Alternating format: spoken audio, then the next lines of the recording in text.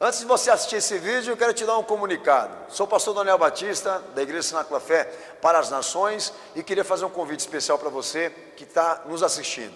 Passa pelo nosso site, horadaverdade.com, site oficial da nossa igreja, onde nós vamos ter um encontro marcado ali todas as quintas-feiras, às 8 da noite, e aos domingos, 7 da noite, nos nossos cultos ao vivo. Nosso ministério com compromisso de transmitir todo o conteúdo desse culto para a edificação do teu coração. Horadaverdade.com, vou ficar muito feliz de te conhecer, de poder estar junto com você, com certeza, num só corpo, numa só fé, num só amor ao nosso Senhor e Salvador Jesus Cristo. Um beijo, um abraço, te vejo lá.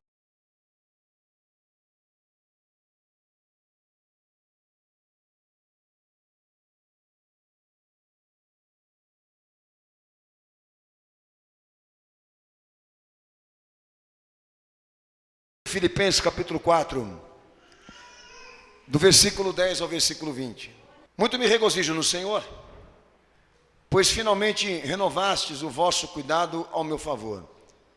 Já tinhas cuidado antes, mas vos faltava a oportunidade para mostrá-lo. Não digo isto por causa de necessidade, pois já aprendi a contentar-me em toda e qualquer situação. Sei passar necessidade e também sei ter abundância. Em toda maneira, em todas as coisas aprendi tanto a ter fartura como a ter fome, tanto a ter abundância como também padecer de necessidade. Posso todas as coisas naquele que me fortalece. Amém, Jesus? Amém? Quem crê nesta palavra dá glória a Deus? Quem crê dá glória ao Senhor Jesus? Pode se assentar, Deus abençoe todos os irmãos.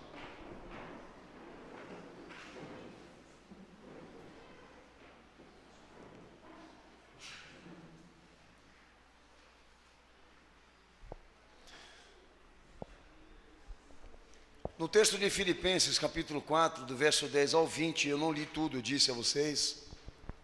O apóstolo Paulo, ele emprega uma expressão, irmãos, tirada da contabilidade, para expressar seu posicionamento de fé frente à sua realidade física e econômica. E há duas expressões literais do texto original, que é suficiência e também te basta, um texto que é conhecidíssimo ali no texto de Coríntios, quando Paulo fala de uma dor que ele sofria, que o Senhor tentava consolá-lo, a mesmo assim continuar crendo e confiante nele.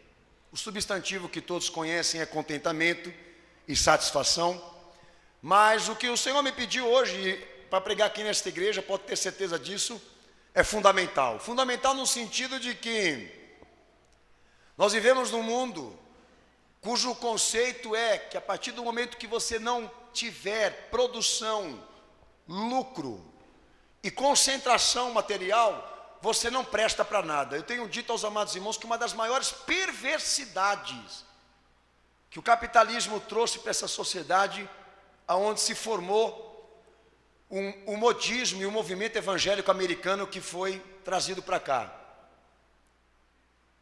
de que Deus só pode ser visto ou contemplado na vida das pessoas a partir do momento em que elas tiverem um testemunho material, cujo prevalece esses três sentidos de prosperidade. Daí eu pergunto para o Evangelho, para o meu Senhor, é admissível, na visão do teu reino, que a igreja, os crentes, só sejam reconhecidos e vistos entre as pessoas se eles realmente tiverem uma imposição material, que é a metafísica, né? A aparência, a posse, né? De uma pessoa que prosperou nesse mundo aqui. Meu Senhor diz, não, nós não dependemos disso. A riqueza de Deus e o poder dele não consiste em comida, bebida e vestimenta, mas em justiça, misericórdia, piedade. É muito triste saber que nós estamos sendo alvos disso. Que hoje um pai de família, uma mãe, só seja amada pelo seu filho e reconhecido por ele se ela tiver posses financeiras, para satisfazer os seus desejos de consumo. eu não sou socialista. Pelo contrário, para mim o marxismo é uma ideia que nunca funciona nesse mundo aqui. O que mais funciona é o poder econômico. É o conceito que prevalece. É quem tem o dinheiro, é quem vence aqui nesse mundo aqui. Mas, amados, é muito triste nós sabemos que hoje as pessoas, elas amam por interesse. Que nós já estamos aqui nesse mundo com a missão imposta de provar a quem está lá fora que a nossa missão aqui é realmente atender demanda material. E as coisas mais básicas e fundamentais da vida, que consiste no amor, no respeito, na justiça, na honestidade, no caráter, foram para o esgoto. Estão sendo rejeitadas pelas pessoas. O que mais importa para 99% da população não cristã, não regenerada, tá? Não entrando no mérito dos evangélicos. O que mais importa para eles agora é exatamente nutrir esse pensamento, realizar esse pensamento material e provar realmente que ela é capaz de atingir o luxo dos seus sonhos, realizar a perspectiva da sua ambição. Eu poderia dizer assim, eu compreendo porque o mundo pensa assim, porque o diabo é o rei do mundo, ele é o príncipe desse mundo, ele é o governante da educação desse mundo, segundo o meu Senhor. Mas saber que hoje a igreja foi infectada e dominada por esse conceito de que produção, lucro e concentração de riquezas consiste naquele que tem comida, roupa, bebida e posses materiais, é uma das maiores perversidades que algum dia, aliás, que nesses tempos eu tenho visto líderes pregar e incentivar. A conhecida teologia da prosperidade, o ensino de que Deus comprova a presença e graça e bênção na vida das pessoas pelo valor que ela tem na conta bancária e pelas posses que hoje ela mantém, e que Tiago bem disse, é um dos maiores testemunhos da sua queda e depravação. O fato dela aglomerar para si mesmo riquezas. Mas pode ter certeza de uma coisa, que a Bíblia também é contra a pobreza e vagabundo que não quer trabalhar. Mas em questão de conceitos, nós vamos trabalhar aqui mais esse lado no teu coração, a pedido do meu Senhor, do que seria realmente na vida de um cristão a alegria, a satisfação, o contentamento, a realização. O que de verdade isso significa para o Evangelho e que deve ser ensinado entre nós. Hoje, a palavra de Deus te diria o seguinte: Jesus, ele tem o suficiente para te fazer feliz. Ele tem o suficiente para te tornar uma pessoa realizada. Mas o que nós não podemos certificar?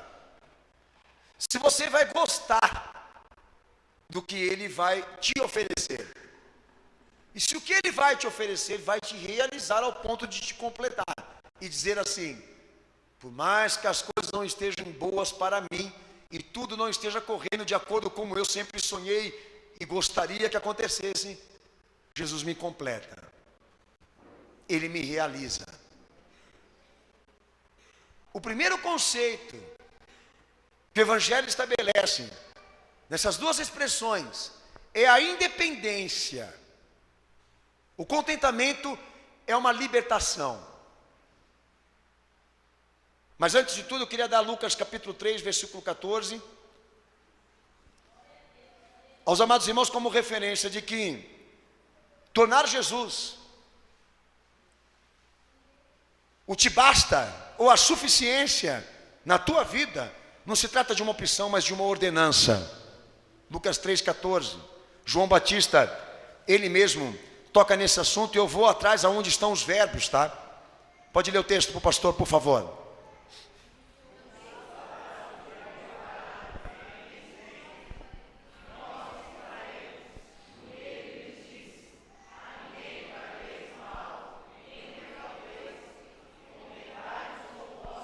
amém? O que precisa te completar com Deus é o fato de você saber que você está fazendo a vontade dEle. O que precisa te realizar é o fato de você saber que você está cumprindo os propósitos dEle. Quanto às demais coisas, se contente com elas. Mas realização é isso aqui, ó. Realização para o Evangelho, para a Bíblia toda, é isso aqui.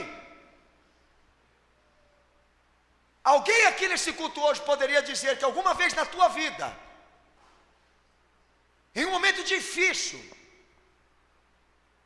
você conseguiu consolar a tua alma, por saber que a vontade de Deus é a coisa mais importante da tua vida? Não antecipe a resposta, porque eu tenho certeza que você não tem ela. Porque 70% ou 80% dessa igreja aqui está derramada e vencida pelo descontentamento. Eu queria saber quais os motivos da tua infelicidade, da tua desrealização, da tua frustração, da tua decepção. É o fato de você não estar fazendo a vontade de Deus na tua vida, ou porque você não realizou algum sonho. 1 Timóteo 6,6, leia. O contentamento e a satisfação intimamente associado à santidade. 1 Timóteo 6, versículo 6, pode ler.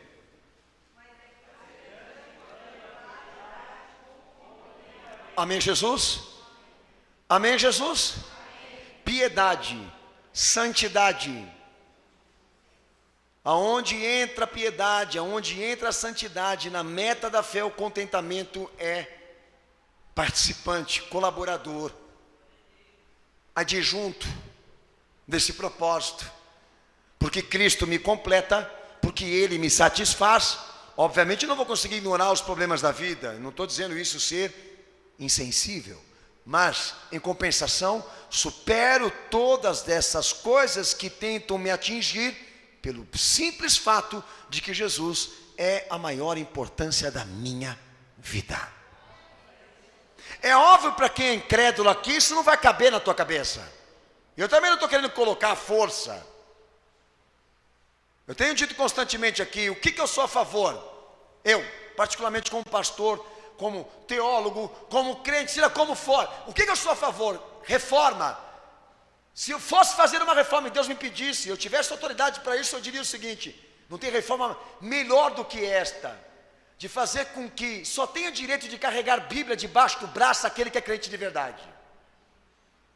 Porque nós estamos cansados de nos deparar com essa cena do nome do Senhor ser usado exatamente para caprichos e fins lucrativos, até fins ideológicos. Se toda área tem uma especialização, até sistemática, o cristianismo também não é diferente. Para você ser um discípulo, você ser um cristão de verdade, há uma educação, há uma santificação, há um processo de formação por detrás disso tudo. Não acontece de um dia para a noite. Então vamos dizer o seguinte: por que o Evangelho de Jesus está tão associado à questão da ideia lucrativa, irmãos? Do quanto vai ganhar, do quanto vai receber, dos meios que justificam os fins, você entendeu? Isso é um absurdo.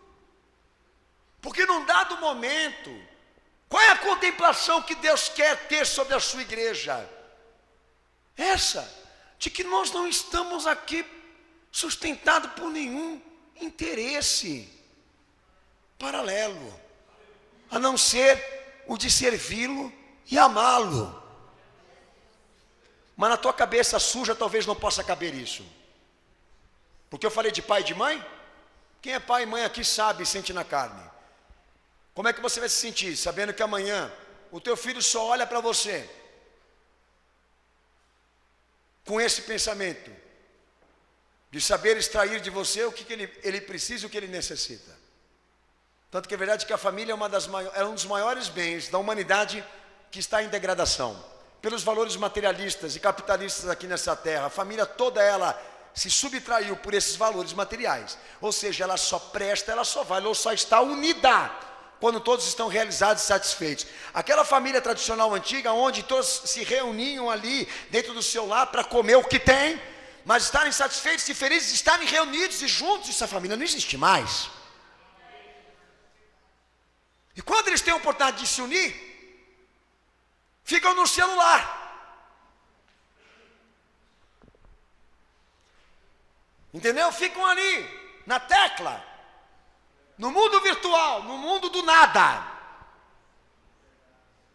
Então eu não vim te pregar essa palavra hoje aqui porque eu sou um religioso ou um extremista. Filhão, nós não pregamos o evangelho aqui de olho fechado, pregamos o evangelho vendo as coisas como estão.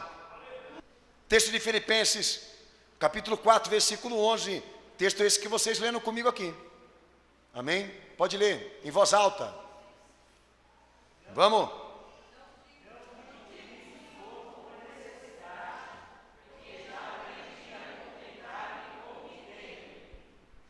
A característica mais marcante da espiritualidade da igreja.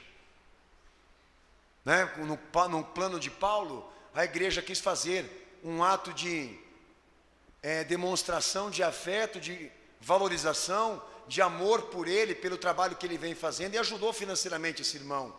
E ele quis mostrar para esses irmãos que ele não trabalhava pensando nisso, no que ele podia ganhar das pessoas. Já pensou?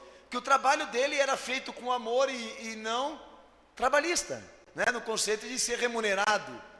Que ele aprendeu exatamente a se contentar com Cristo e sair de muitos cultos que ele pregou sem nenhuma ajuda financeira para ele continuar viajando. Ele aprendeu realmente a viver uma caminhada com Jesus, como muitos irmãos trabalham aqui, sem serem vistos e remunerados. Então é a grande marca da espiritualidade da igreja, ela conseguir provar que hoje ela se reuniu aqui, independentemente das coisas, que é o primeiro mérito que eu vou entrar aqui. A libertação, a independência que nós ganhamos de Cristo se deve ao fato de nós não dependermos de nada e nem de pessoas. Para sermos felizes, alegres, não precisa ter pessoas e nenhum outro objeto para isso, porque Jesus nos completa. A verdadeira libertação, a verdadeira independência que a igreja precisa viver na fé, é Jesus contemplar exatamente esse estado de espírito, que hoje nós estamos aqui por causa dele, e independentemente das pessoas, independentemente das coisas, nós estamos felizes, estamos satisfeitos e realizados, porque ele está aqui.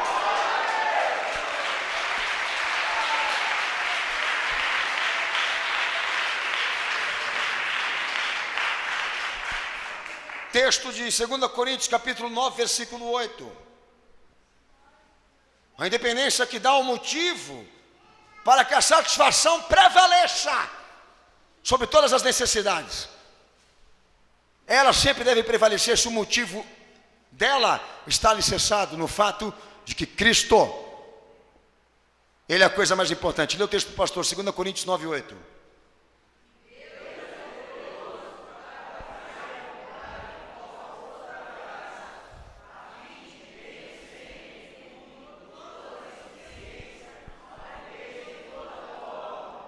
Amém? Amém. Amém.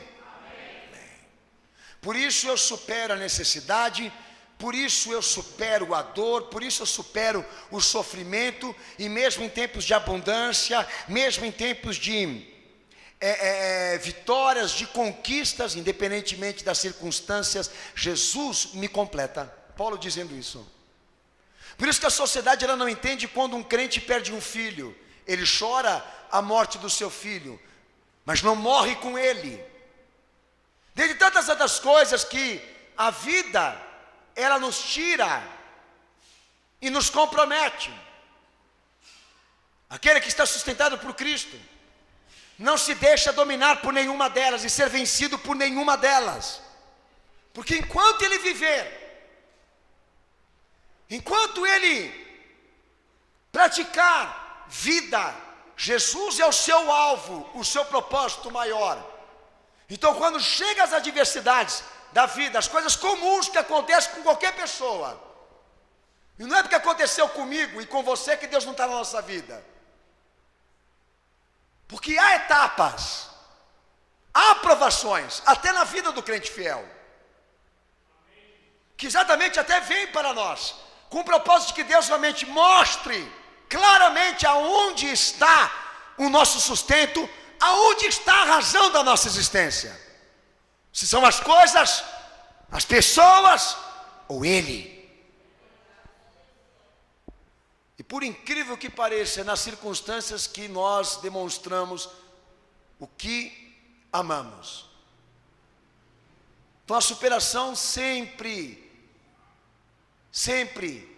se deve ao fato daquilo que está dentro do nosso coração. E para realmente a satisfação, a realização Cristo prevalecer sobre as diversidades, nós temos que ter uma história com Ele, irmãos. É necessário ter subsídios de fé na tua vida, porque isso pode ter certeza, é como uma armadura. Você só vai conseguir superar as coisas da vida sem se desviar da fé se você está consagrado, se você tem um histórico de vida com Cristo. Porque se as coisas lá de fora pegarem você despreparado espiritualmente, você pode ter certeza disso. Você não vai conseguir se manter em Cristo positivamente. Vai ser desmascarado, desmontado perante aquela situação quem você era por dentro. Como eu já vi muitas vezes acontecendo dentro da igreja. Uma pessoa entra dentro da igreja, ela pede um emprego para Jesus. Daí o Senhor dá um emprego para ela, só que tem uma coisa, esse emprego tirou ela da igreja. Daí ela liga lá para a igreja e fala, olha, eu não posso agora estar na igreja porque eu estou trabalhando. Eu falei, ué, mas que raio de propósito que é esse? Que Deus manda um emprego para tirar ela da coisa mais importante. Então é isso. Então até nas pequenas coisas nós podemos perceber de fato o que está dentro do coração das pessoas. É quando estas circunstâncias da vida se manifestam, por permissão de Deus, que na verdade vamos saber do que você é feito, do que eu sou feito. Então, para que essa satisfação cristã prevaleça sobre as circunstâncias da vida, é necessário com que Jesus, Ele seja o teu tudo. Porque se não for, pelas pequenas você vai cair. É assim ou não é? Hã? Amém ou não? 1 Timóteo 6, capítulo 6, verso 6 ao verso 8, igreja, por favor, leia para mim. Ainda tratando a questão da independência. A igreja, leia em voz alta, Senac. Pode ler em voz alta, por favor.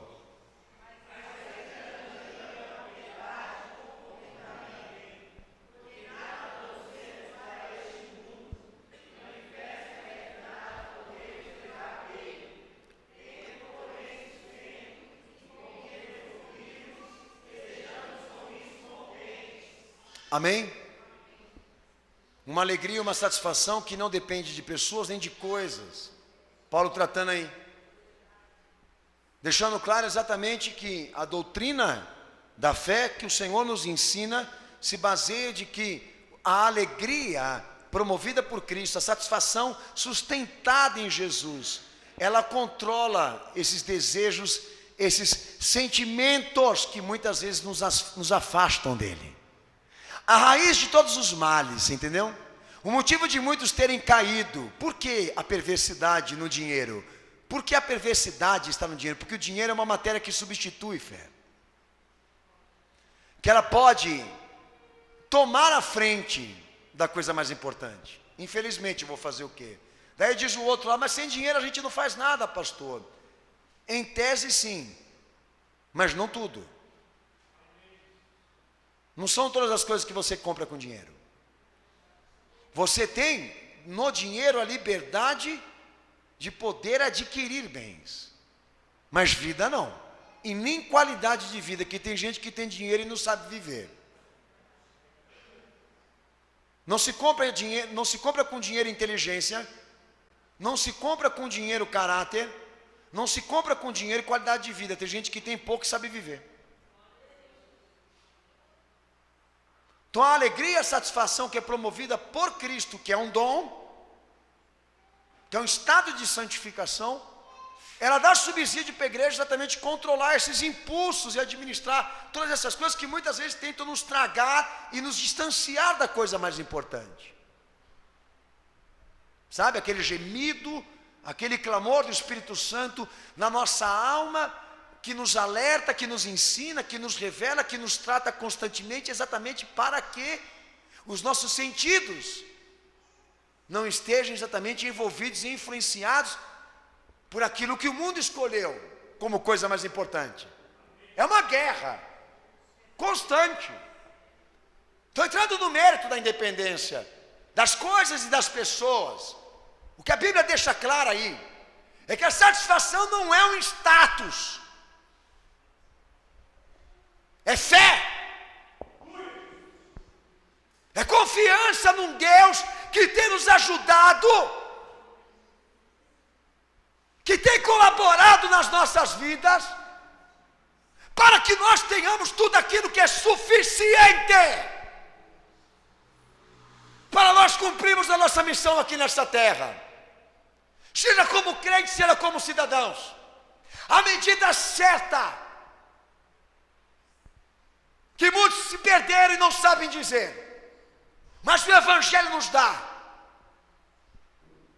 Ser crente não é status, ser pastor não é status, louvar ao Senhor não é status. É uma forma de você demonstrar a tua satisfação e a tua alegria de ter encontrado a salvação de Deus no seu Filho. E de hoje estar aqui sendo abençoado pelas suas palavras, enriquecido com as suas verdades, tendo a direção que te salva, a direção que te liberta, a verdade que te cura. É mais ou menos assim. Senhor, me dá uma perspectiva se eu vou casar. Senhor, me dá uma perspectiva se um dia eu vou ser empresário. Senhor, me dá uma perspectiva se algum dia eu vou realizar esse sonho em específico. Se Ele te der essa perspectiva, eu vou ficar muito estranhado e confuso, porque não aconteceu comigo. Perde o sentido da fé. Muito estranho. Que Deus ele pare de pensar sobre a salvação do filho para começar a sair por aí, para levantar a Donep e um grupo de empresários aqui. Filho, você quer ganhar dinheiro? Vai se profissionalizar, vai se especializar e deixa Jesus, filho. Mas você quer saber do que ele tem a te dizer? Eu já te preparo, ele vai te falar coisas respectivas ao seu reino, ao seu propósito aqui nessa terra, de ter morrido aqui por nós. Se alguém chegar aqui para mim e dizer assim, pastor, olha, Deus deixou de falar daquilo que é material e me tratou espiritualmente, eu vou dizer, isso aí é o caminho. Porque ele vai na pegada das coisas mais importantes. E aquelas que são secundárias, ele entende que são consequências da pessoa que você é e do que você tem por dentro. Então não deixem, não permitam que as pessoas te constranjam, te meçam pelo que você tem materialmente. Não permitam, não entre nesse círculo vicioso de que a tua missão aqui na terra é provar às pessoas a tua capacidade material, mas se foca no propósito de fazer tudo pelo teu Senhor e tudo por elas também dentro da tua realidade. E que amanhã o que você ensine para os outros seja isso, de que o que mais importa para nós aqui agora é o que nós temos por dentro, não por fora. Como disse meu Senhor, vós hipócritas, que por fora parecem ser pessoas religiosas, belas, mas por dentro estão mortos, são sepulcros caiados. Não sejamos como eles, cuja imposição formal, estética, esconde a morte que tem por dentro. Senhor, me faça uma pessoa bela por dentro. Conceito esse que muitos religiosos também perverteram quando Paulo foi entrar no mérito das mulheres, de que elas não usassem brincos, de que elas não usassem frisados de cabelo. Ele não está proibindo a mulherada de ficar bonita, está dizendo para elas: não use a estética para esconder a tua frustração, a tua tristeza, a tua amargura, a tua maldade. Que a tua beleza seja o interior. Mulher virtuosa, o teu valor excede a qualquer beleza. Você busca a estética, mas esquece da alma, esquece do pensamento puro. Você é uma pervertida, segundo o conceito bíblico, tanto também os homens aqui, e é um vício que temos. Mas que o Evangelho se preocupa em moldar. Dizer que nós somos independentes pela satisfação cristã não quer dizer que somos insensíveis. Um exemplo aqui. O crente, quando ele se foca no reino de Cristo e ele se entrega inteiramente aos propósitos do Senhor, ele não faz questão de amizade, não é porque ele é antissocial, é porque ele não quer ficar perdendo tempo mesmo, filho, com blá blá blá, blé blé blé, bli bli bli, blá blá blá. Entendeu? Porque nesse meio tempo aí, desse encontrão de comadre, é uma olhando para o marido do outro e da outra aí só vendo o que a outra comprou. Entendeu? Ah, eu gosto de ter amizade, eu não tenho nada contra você, mas me respeite e não me chame de insensível se eu quiser ser mais reservado, lindona, bonitão da balachita. Tá? Não me chame de estranho. Jesus me completa, eu estou feliz desse jeito. Eu prefiro a sombra do Senhor, entendeu? Do que estar na pizzaria com eles. Do que estar lá, entendeu? Com eles. Porque é uma coisa interessante, quem veio do mundo sabe. Você tem amizades, você tem aquela coisa toda de confraternização constante, churrascada, macarronada, cinemada, pipocada, né? Aquele cronograma semanal, diário, das amizades que você tem. Daí, filho, ficou sem dinheiro, ficou sem as pernas, quebrou o nariz, ficou doente, pegou lepra, pegou AIDS, pegou alguma coisa ruim nesse mundo, eles vão te querer? Quem já passou por isso, levanta a mão aí. Então por que você está fazendo beijo que você não tem amigo? Por que esse beijo aí? Com carência afetiva, irmão? Jesus não te completa, não. Eu prefiro ficar na sombra dele do que na sombra de outros. Sabe?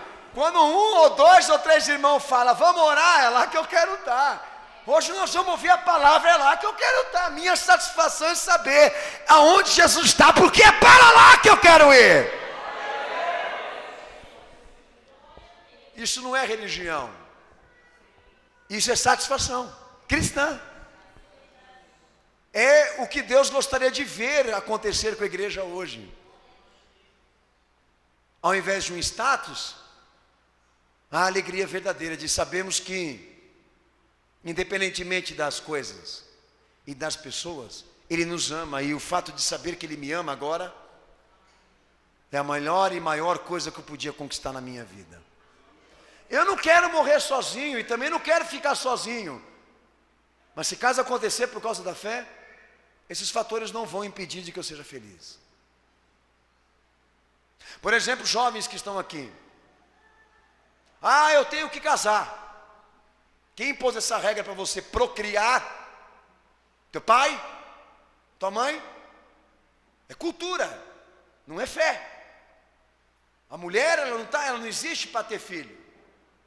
Se ela quiser ter filho, que ela tenha filho. Se ela não quiser ter, ela não tenha. Melhor não ter do que ter e não cuidar. Daí me pergunto, pastor, o que o senhor é?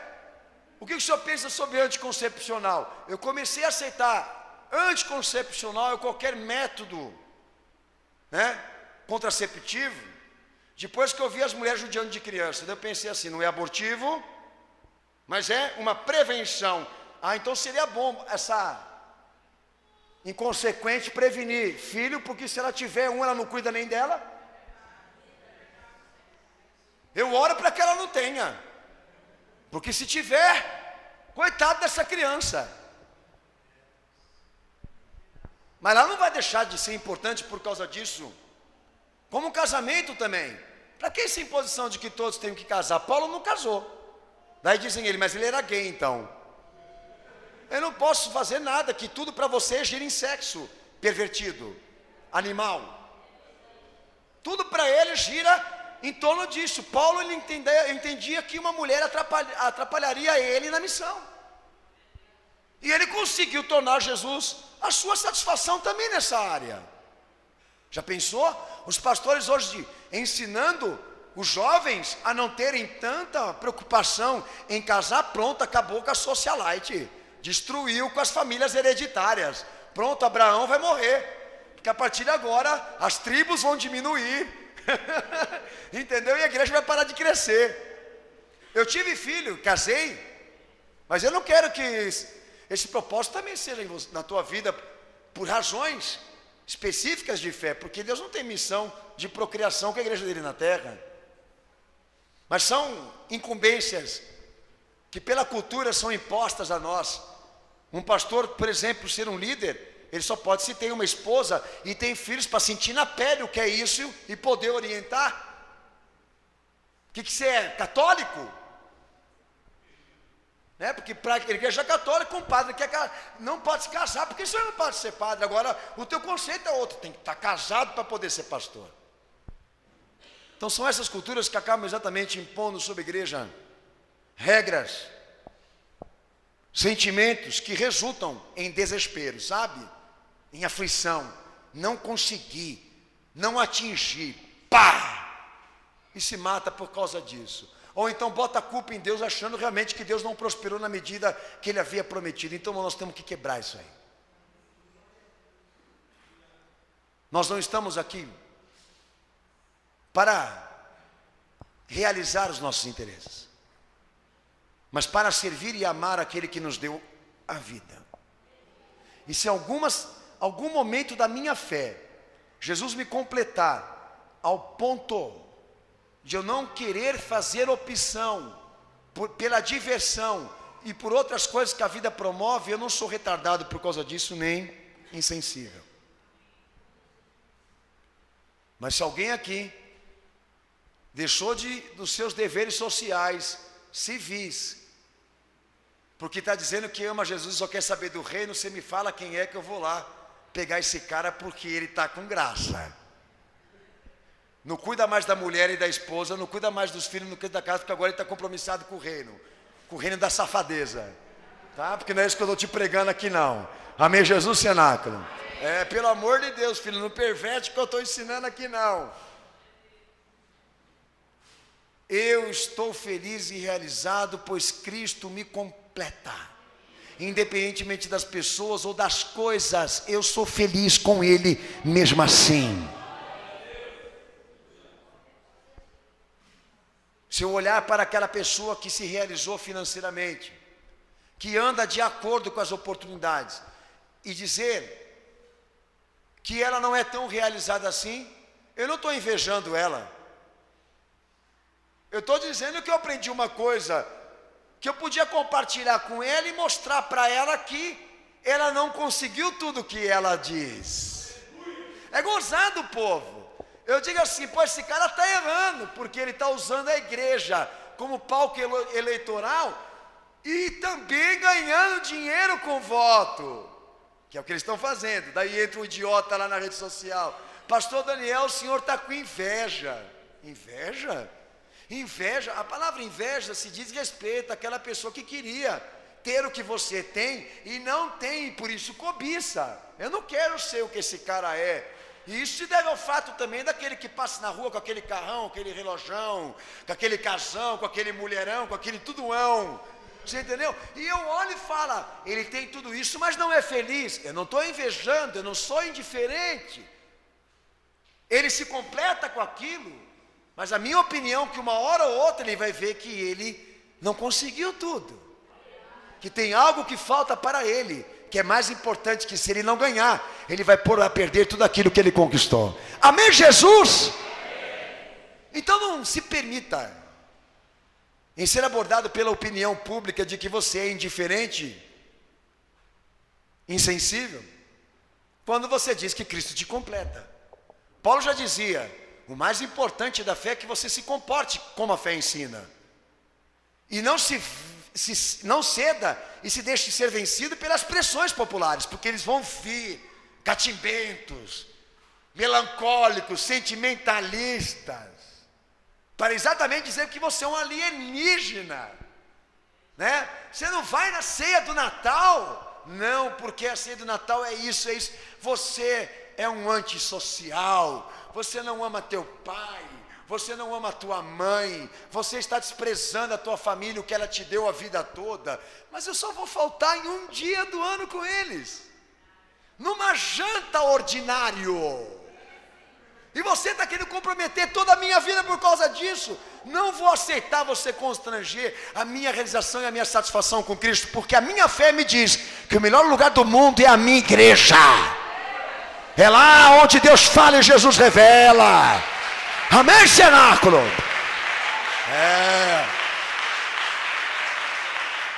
Vocês não me convenceram na hora que vocês bateram palma, não. Tá meia sola, ó. Né? O pastor está sendo meio rígido, né? Na verdade, eu acho que ele está, pera lá, pastor, pega leve. Na verdade, é que nem o irmão aqui, está sem a mulher, está sem os filhos, porque está todo mundo separado numa igreja e numa outra, e eles não querem estar aqui, mas ele está aqui. Glória a Deus, aleluia. Mas esse retardado fica olhando para ele como se ele fosse um espectro, um vírus, uma malária, uma barata, um vermezinho, como dizia Paulo. Deus não está na vida dele,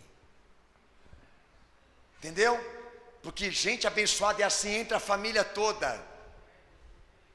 Eu e a minha casa serviremos ao Senhor, na Assembleia de Deus inclusive. Aqui no Cenáculo da Fé não. Mulher quando vem, o marido fica.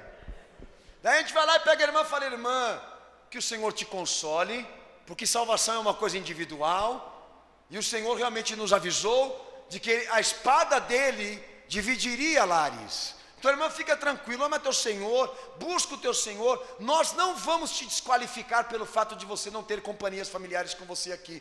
Pelo contrário, louvamos o Senhor por você estar aqui. Você é um abençoado, filho.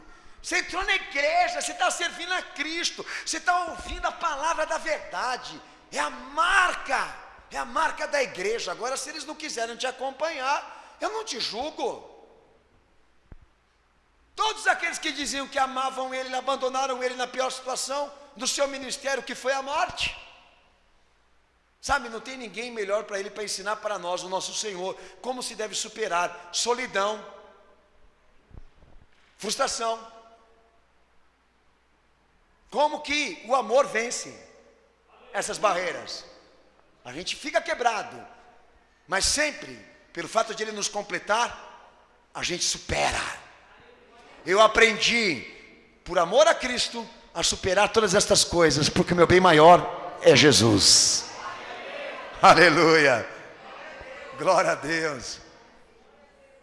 Quem é o cara abençoado aqui para a Igreja Cenáculo da Fé? O convertido. A pessoa que está inteiramente ali, educada na palavra, piedosa, misericordiosa, trabalhadora, evangelista, pessoa santa, íntegra, cheia do caráter de Cristo, da essência de Jesus, da disposição pelo serviço da causa.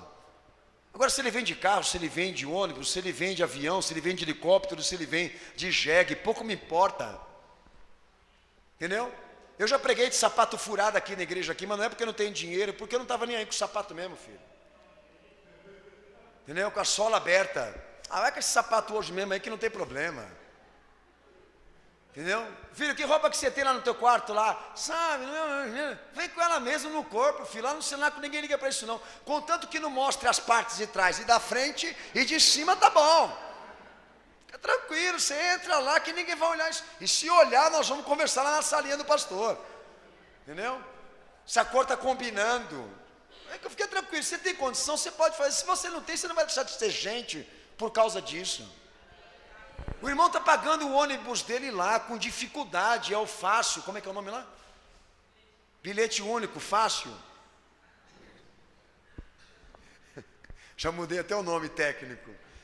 Entendeu? Bilhete único. Está lá no centavinho lá, coitadinho. Ele entra na igreja, é um crente, o outro vai lá e fala para ele: irmão, Deus precisa te prosperar. Dá um sepleteco, xalabateco na orelha desse cara aí, rapaz.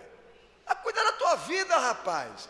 Entendeu? Você anda de carro, eu dirijo, eu ando de motorista. Você está querendo que eu ainda não dê glória a Deus por isso? O meu carro tem motorista e cobrador também.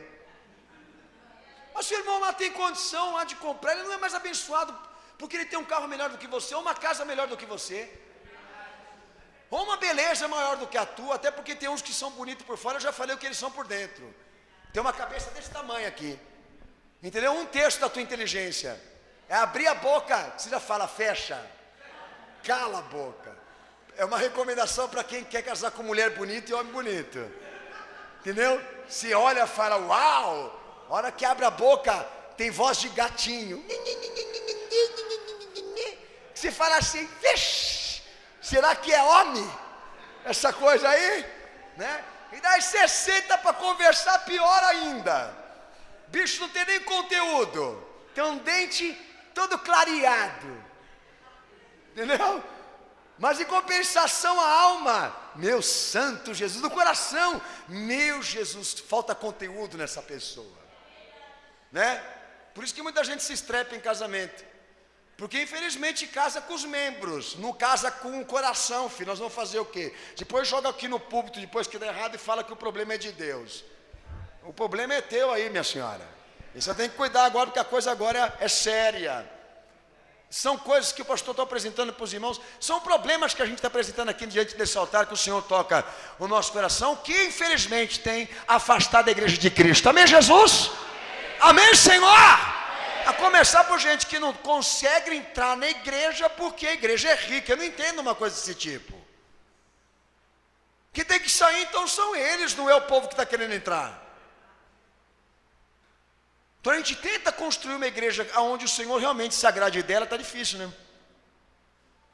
Porque os que estão lá fora querendo entrar, não estão podendo entrar, porque os que aqui de dentro estão impondo regras que a fé não põe. Texto de 2 Coríntios 12, 9. Segundo o propósito dessa pregação hoje aqui, fundamento. Toda satisfação que em Cristo é anunciada, e toda alegria e realização que em Jesus é privilegiada, ela está alicerçada e fundamentada nesse conceito, de que Cristo é a vida, Ele é a nossa sorte. 2 Coríntios 12, 9, lê o texto para o pastor, por favor.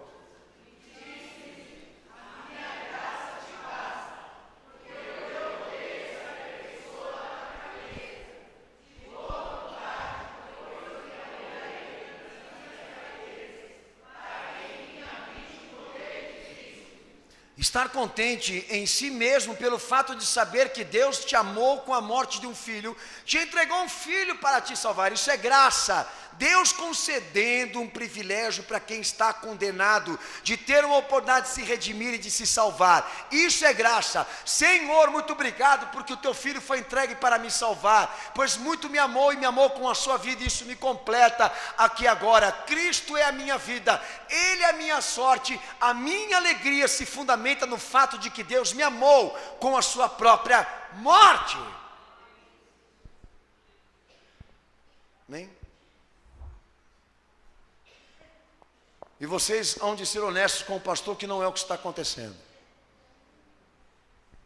Vocês hão de ser honestos com o pastor de que não é o que nós estamos vendo acontecendo. Texto de Lucas 3, versículo 14. Nós já lemos que João Batista ministrou que a satisfação e a alegria está fundamentada também na aceitação da palavra de Deus, o fato de nós estarmos sendo alimentados pela sua verdade. Nem só de pão viverá o homem, mas de toda a palavra que sai da boca de Deus. Foi o que Jesus disse a Satanás quando quis implementar o conceito materialista. Amém ou não? Amém. Se o diabo tentou o próprio Filho de Deus com essa versão, imagina nós aqui. A alegria e a satisfação da igreja está alicerçada no fato de saber que Jesus morreu por ela. E de que agora ela está agraciada com as suas palavras. E lá no texto de Filipenses 4, verso 19 ao verso 20, e nós não lemos essa parte, leia em voz alta para o pastor, também entra outro conceito de que a satisfação se fundamenta nesse aspecto de que os dons de Deus são suficientes, como também as suas indicações apropriadas para nos realizar. Vai, Sinaco, lê o texto em nome de Jesus.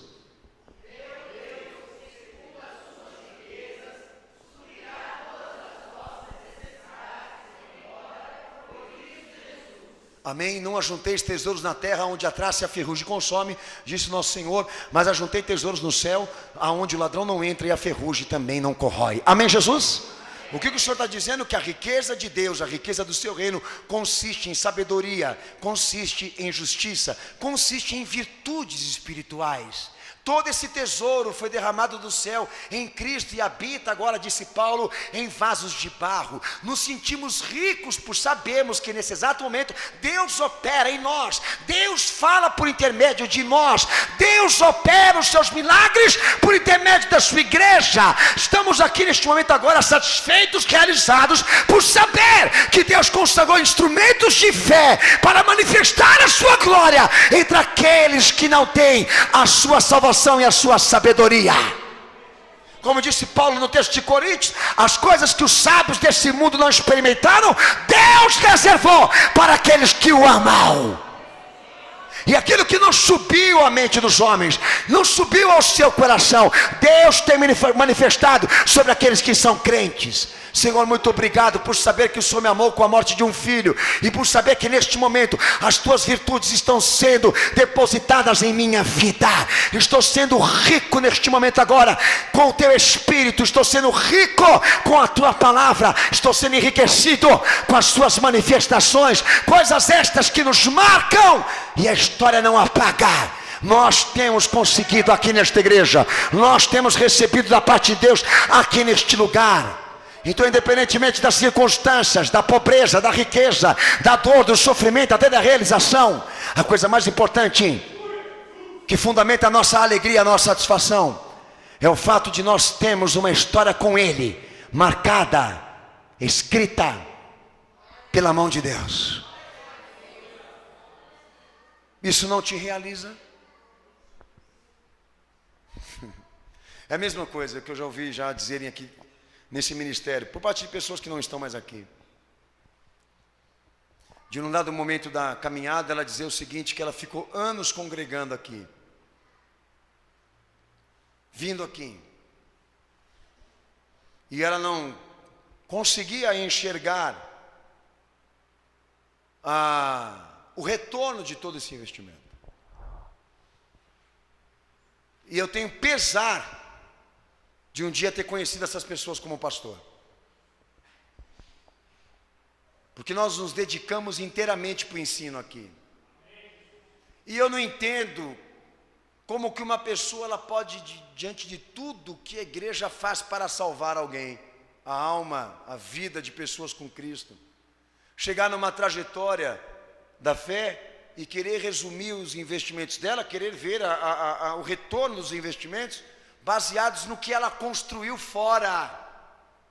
Imagine um pastor como eu, que há 24 anos milita a fé, e estar dentro de uma igreja cujo número de pessoas é isso aqui. Eu já disse para muitos que me conhecem que o número de pessoas que entrou dentro da minha igreja, se todas elas se reunissem hoje aqui, as que estão vivas, eu estou ficando velhinho,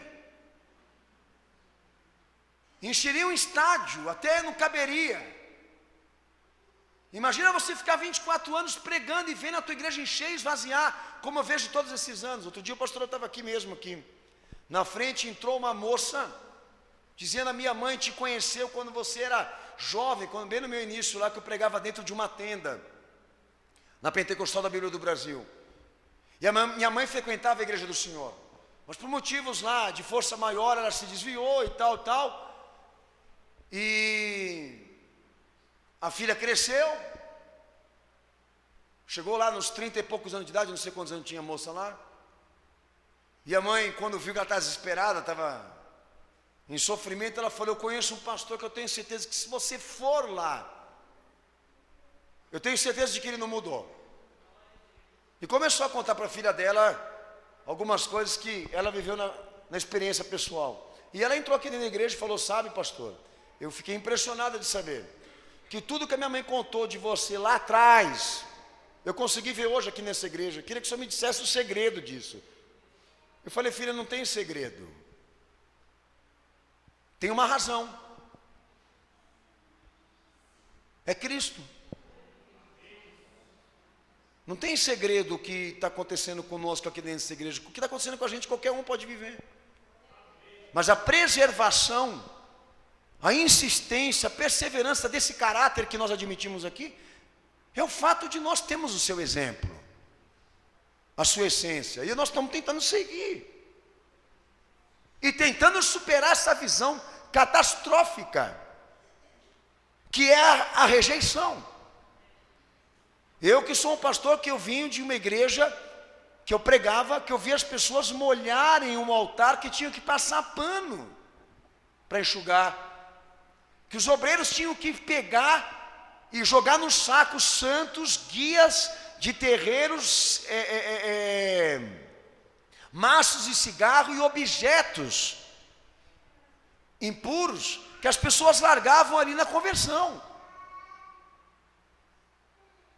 E de lá para cá, a gente percebe que tudo isso está acabando. Então, pastor, quando eu entro num culto como esse aqui, eu tento superar, viver o outro dia, olhar para ele e continuar servindo, amando, mesmo muitas vezes nós não tendo a resposta que imaginávamos ter como pregadores.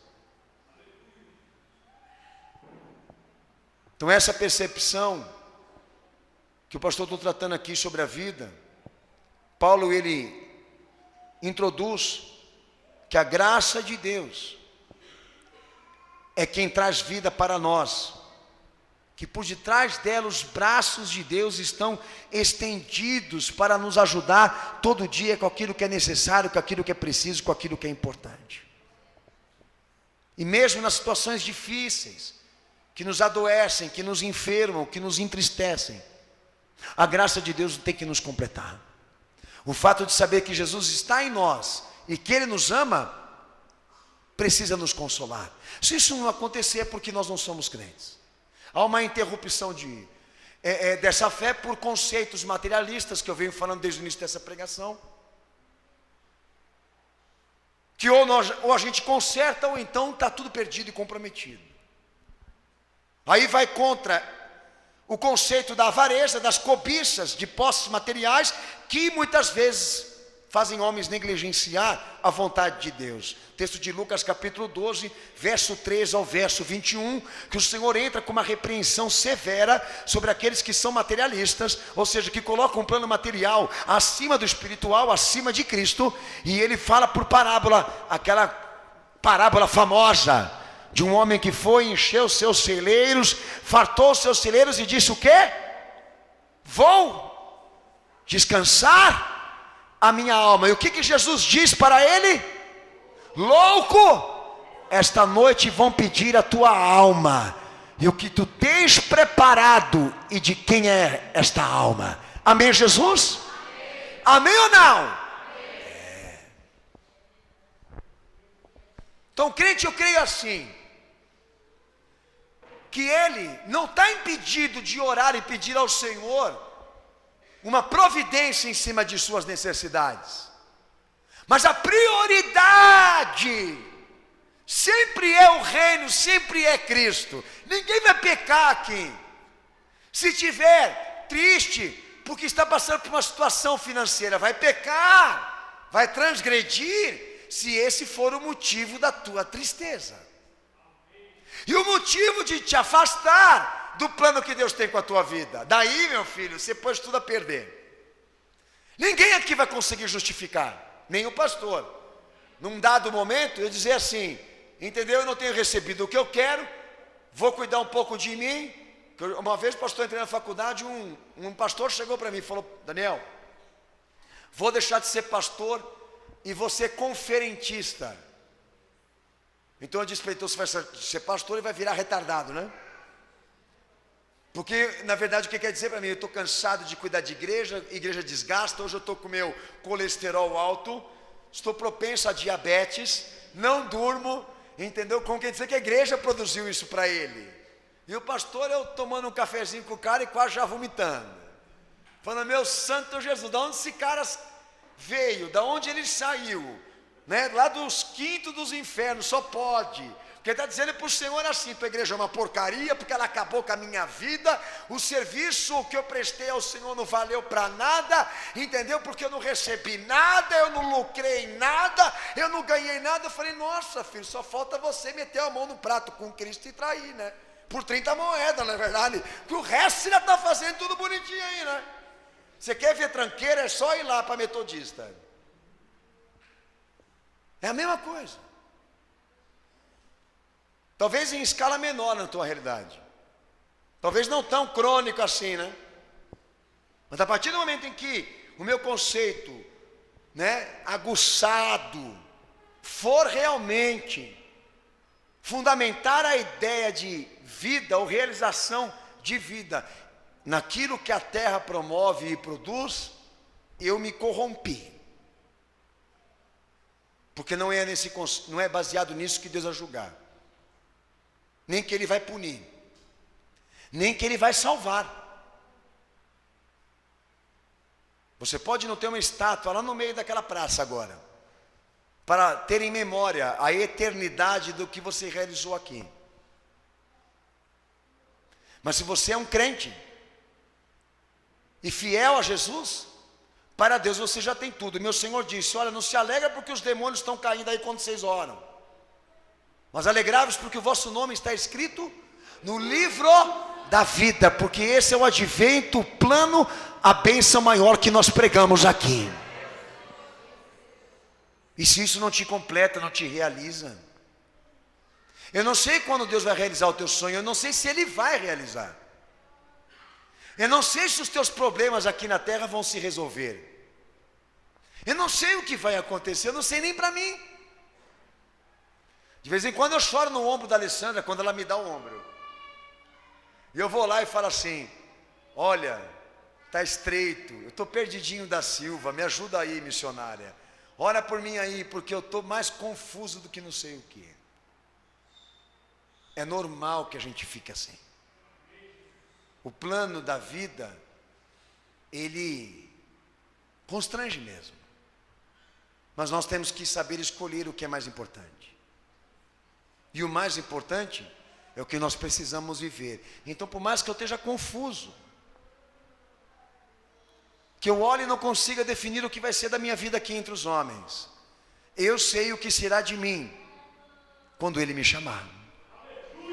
E isso me consola, me dá força para continuar a viver, e crendo que Deus Ele pode dar sim providências ao meu sofrimento, que vão me ajudar a chegar até o final. Amém, Jesus? Eu sei que eu nunca vou ser aquele que vai levantar o troféu de melhor em alguma coisa aqui nessa terra, mas eu sei que eu sou o discípulo que quer chegar lá no final, subir e abraçar ao seu Senhor e dizer a Ele: Senhor, valeu muito a pena o Senhor morrer, porque eu estou aqui agora.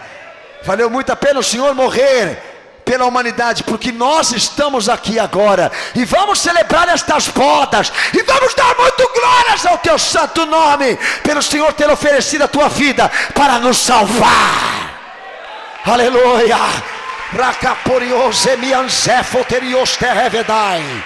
Santo é o teu nome, Jesus. Lucas capítulo 6, versículo 26, 25. Só leio o primeiro texto, obviamente não vou mandar os irmãos lerem tudo, mas Lucas 6, verso 25 ao verso 34, mas somente ao versículo 25. A igreja lê, vocês vão lembrar desse texto aí para quem lê bastante a Bíblia. Pode ler.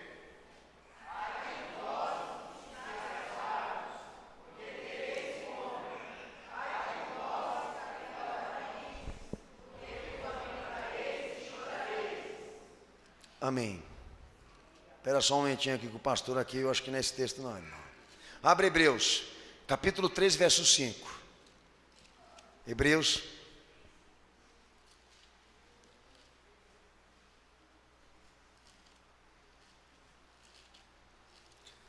Pode ler para o pastor, por favor.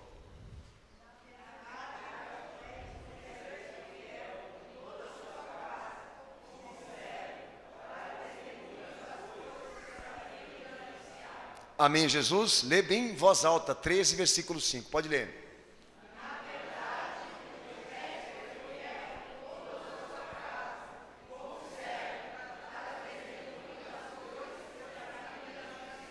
Agora lê Mateus capítulo 6, versículo 25. Tá? Mateus 6, 25. Que a concordância é a mesma. Amém? Deus, Ele nos promete uma providência baseado nisso. Lê o primeiro versículo 25.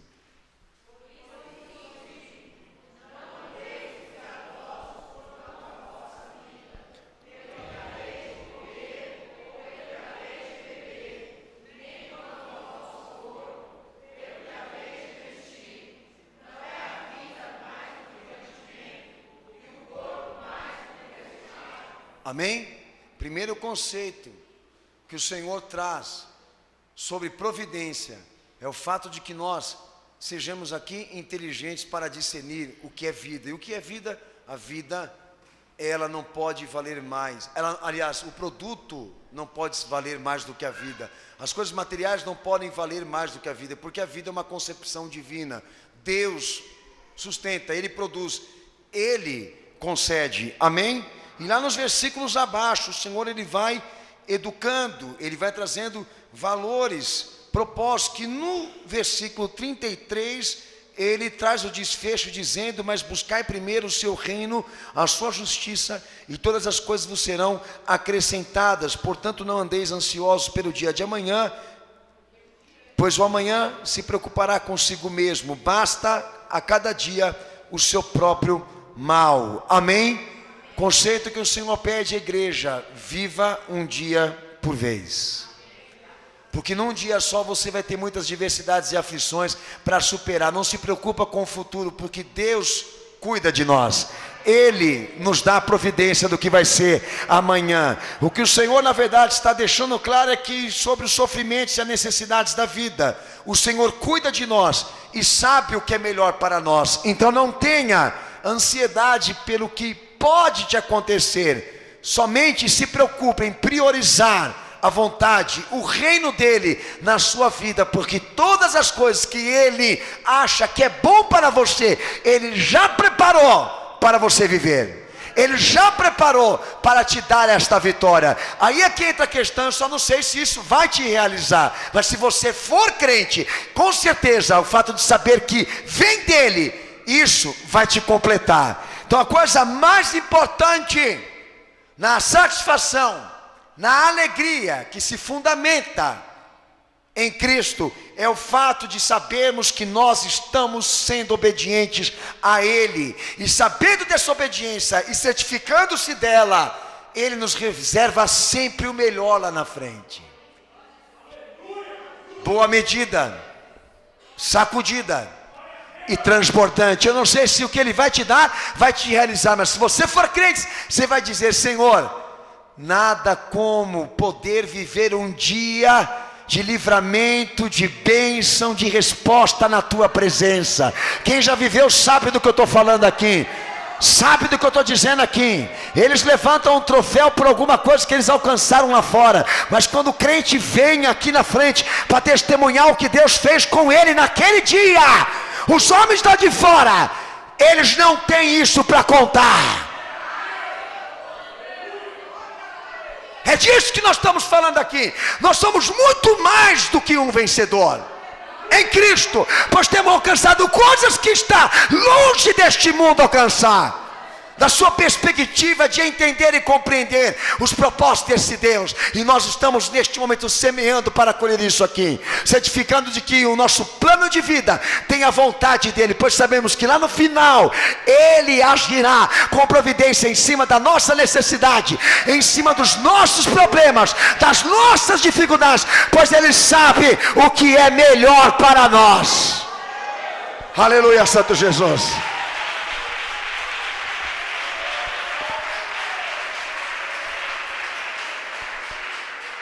Por que o crente ele tem que fazer a vontade do Senhor até de olhos fechados? Porque ele confia que é o melhor. Eu falo isso lá dentro de casa. Você pode estar com aquela sensação de que você está perdendo. Por quando a gente tenta fazer comparações em relação a quem está fora da fé. Isso é muito ruim, é incompatível, não faça isso. De querer comparar a caminhada da fé com a caminhada de uma pessoa não regenerada. É incompatível, não é igual. A melhor coisa é você se inspirar quem um dia já viveu essa fé. Então eu falo lá dentro da minha casa. É a sensação que muitas vezes a sociedade, o mundo e a vida tenta nos produzir, de que nós estamos perdendo. É que nem o Senhor, crucificado ali na cruz, sangrando ali perante os homens. Qual era o conceito deles em relação àquele acontecimento? De que ele estava morrendo porque ele era fraco. E mal sabiam eles de que aquele sangue também estava sendo derramado por eles. Daí você pergunta para mim, mas pastor, quem assimilou naquela época da crucificação de que ele estava vencendo? Ninguém. Porque até as ovelhas foram dispersas, como ele havia falado. Só foram entender isso lá na frente. Daí a igreja se constituiu, se instituiu nessa verdade e seguiu o seu caminho para anunciar esse evangelho, porque até então todos tinham a sensação de que havia acabado ali a história dele. Até o caminho daqueles discípulos a Emaús, eles discutiam entre si a derrota, falavam da sensação de derrota que eles estavam sentindo pelo fato do Senhor não estar mais com eles. Mas como que Deus é glorioso? Fez o seu filho voltar à vida, transpassar a parede daquela casa onde todos choravam e se consolavam pela perca, para dizer a eles: qual espírito come e fala como eu faço no meio de vós? Vede as minhas mãos e os meus pés. Como querem dizer, veja,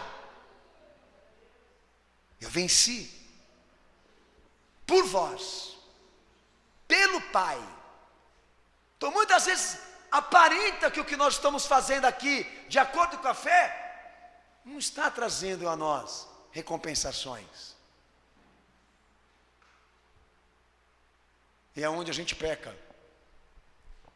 Porque Deus tem dado bênçãos aqui, para mim, e para muitos irmãos que eu conheço a história deles aqui.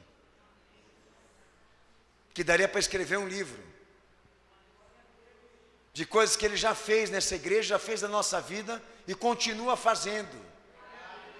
Então se o mundo lá fora olha para nós e vê que o nosso sacrifício não tem realização e recompensa, eu entendo eles. Por quê? Porque nós estamos incompatíveis uns aos outros, em lados opostos, mas de você não.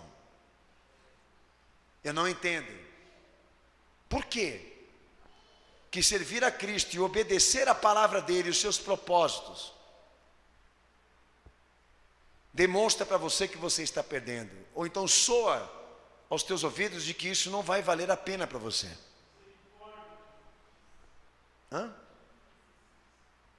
a participação humilde de todos nós aqui, para cumprirmos o seu propósito. Não se trata só de amor, mas de confiança, que Deus ele é galardoador daqueles que o buscam. E se nós não vencermos aqui, venceremos lá. E eu não vou dar essa derrota para Satanás. Sabe, eu não vou ser esse cara que vai sair pela porta de uma igreja que ficou há anos dizendo que a fé não funciona. Nunca. Jamais. A história que eu tenho com o meu Senhor não dá para apagar. Vocês vão me desculpar, vocês vão embora, mas eu vou ficar. É mais ou menos o que o crente falaria. Sabe, pode ir, eu não vou. Eu não posso desconsiderar tudo que eu vivi e vi e contemplei na presença dele agora para sair e voltar a ter uma vida de ímpio, de gente comum. Eu não posso. Não é questão de negar os princípios, é de negar testemunho, vivência. Coisas que eu vivi em Cristo, que hoje fortalecem essa fé, não só essa fé, essa esperança. De que se a resposta dele não veio hoje, vai vir amanhã. E se não veio amanhã, vai vir depois. Pode demorar um pouco a mais do que eu espero, mas ele não vai falhar nos seus propósitos. E se as coisas não estão acontecendo como eu gostaria, porque ele sabe o que é melhor para mim. É mais fácil elas não acontecerem porque eu errei, do que dele ter falhado. É mais ou menos quando a gente ora por a conversão de alguém da nossa casa. E eu digo para os irmãos, não joga essa competência na mão do Senhor, de que alguém no teu lar se converta. É uma obrigação deles e nossa de pregar. Se nós queremos que a obra de Deus aconteça, nós temos que trabalhar. Trabalhe a obediência, trabalhe o serviço pela causa, o cumprimento do que Ele propôs para a tua vida, porque Deus vai te honrar. E lá na frente, quando você passar por circunstâncias difíceis, você vai lembrar de alguma coisa que Ele fez com você lá atrás, que vai te nutrir, te alimentar, a não desistir, que nem o pastor aqui, que nem os irmãos que trabalham aqui também. Nós não somos teimosos, nós somos crentes. Nós não somos extremistas, fanáticos, nós somos crentes. Somos marcados por Cristo. E cremos que Ele vai continuar fazendo o que Ele vem realizando desde o princípio. Coisas maravilhosas que os homens experimentaram na fé, Deus pode fazer conosco aqui. Mas a providência não vem sem obediência. A providência de Deus não cabe na vida de quem não trabalha para o reino, de quem não prioriza o reino. Por isso o Senhor tratou no propósito de que nós não nos preocupássemos com a questão material. Por quê? Porque quem concede a vida e a condição de vida é Ele. Então, irmão, se você quer um trabalho que te remunere, se profissionalize, seja bom naquilo que você faz, mas não se esqueça, não misture competência com graça. Porque quem concede a porta é o Senhor. Não depende de nós, depende dEle. Irmão, você está querendo alguma coisa aqui nessa terra? Deus pode fazer, mas não atropela, filho. Não passa por cima dos outros, não tome o lugar do outro, não quebre o direito do outro, não cumpra injustiças. Deus não honra bandido. Segue a trajetória do justo, que semeia a fé, que se dedica, que Deus dá sabedoria e inteligência para ele também organizar a sua vida sem prejudicar a obra. Dá para Deus fazer isso sim. Mas se você colocar na frente, filho, de tudo, que você tem que dar uma vida para a tua família, acima da necessidade, acima da realidade, acima desse padrão, eu tenho a dizer a você que as tuas tendências são perversas. Porque é a orientação que nós temos de Cristo, irmão. Se contente, agradeça. Você nunca agradeceu ao Senhor pelo que Ele vem te dado? Não consegue servi-lo No pouco, quanto mais ainda no muito. Não há providência para quem desobedece, para quem prevarica e transgride a prioridade que é Cristo. Deus só trabalha e responde em cima dessa perspectiva de uma vida que está de acordo com aquilo que Ele quer. Não se compra com dinheiro bênção aqui. Bênção aqui se adquire com fé. E que você possa ser um crente nisso tudo. Que Deus te falou hoje aqui nesse culto. Desde aquela pessoa que não pode de maneira nenhuma viver por outras pessoas ou por coisas. Desde aquela que não pode construir razões de existência e de vida no plano material, porque Cristo é a maior importância e conquista nossa. Como isso aqui.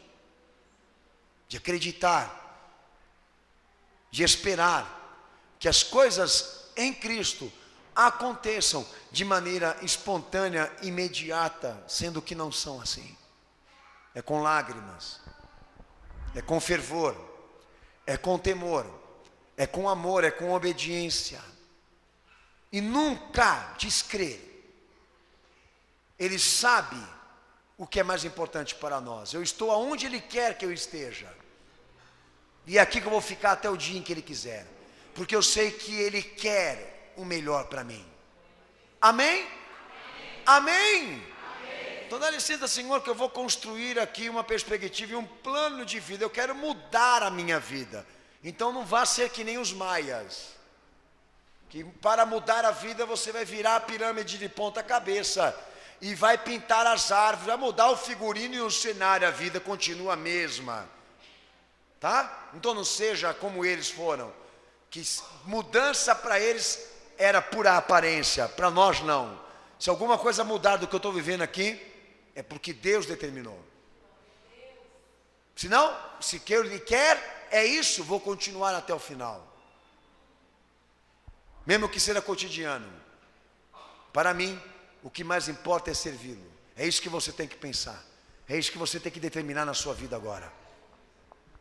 Que toda a razão da tua frustração, da tua decepção, da tua tristeza se deve ao fato de uma pessoa que está vencida pelo pecado. Vencida pelo diabo. E que hoje precisa admitir que espiritualmente está derrotada. Ou então prestes a ser derrotada. Porque o diabo está influenciando. Te dominando, te fazendo acreditar que você precisa provar de você mesmo que a matéria é mais importante do que a vida. De que a satisfação e a realização física é mais importante do que a espiritual. Que essa perversidade seja quebrada nesse altar hoje aqui. Pois vejo os braços de um Deus que amou, sendo envolvidos em direção a essa igreja, dizendo a todos que estão aqui, a minha graça te basta.